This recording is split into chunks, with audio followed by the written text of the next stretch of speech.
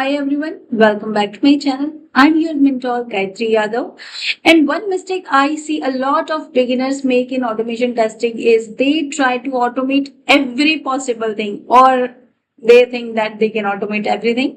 But to be very honest, that's not how it works. Not every test cases should be automated. So today I will explain how to choose the right test cases for automation in a very simple way. So first of all, see, automation is mainly about saving time and efforts. So whenever you are deciding what to automate, just ask yourself, is this really worth automating? So this will gives you, or this will helps you to decide what you have to automate and what you can avoid to automate. So you can prioritize the repetitive kind of task. If you're doing the same test again and again, like logging in, logging out, or filling a form, so then yes, automate it, because doing it manually every time is just boring and time consuming.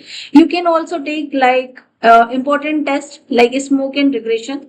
So some test cases are very important, like checking if the application is opening for login is working after every build.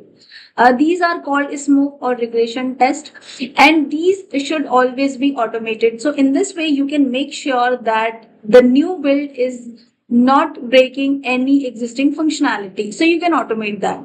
Then you can automate multiple data setup testing. Like if you are testing the same thing with different inputs like valid, invalid, or empty fields, so you can do a automation to make your life much easier. You can also pick up some of the test cases which is time consuming work related. So if something is taking too much time manually, like long workflows or big forms, it's a good candidate for automation. Now you can also automate the stable feature, avoid the unstable feature. So one more important thing is only automate features that are stable. If the feature is changing again and again, your script will break again and again, and there is no point to do that. So for some time until your application is stable, you can hold that. Now, what should you avoid to automate, or you should not automate? So don't automate UI things like colors or design changes. They change frequently. If a test case is only for one time use, just do it manually. And exploratory testing also you can avoid, because that's need a human thinking. So automation won't help there.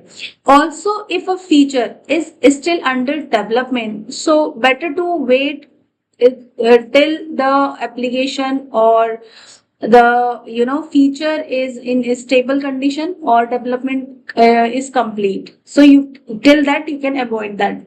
So the simple rule is automate test cases that are repetitive, stable, and important. Don't try to automate everything, just automate the smart way. So if this help you, like the video and follow for more simple automation testing content. Thank you for watching.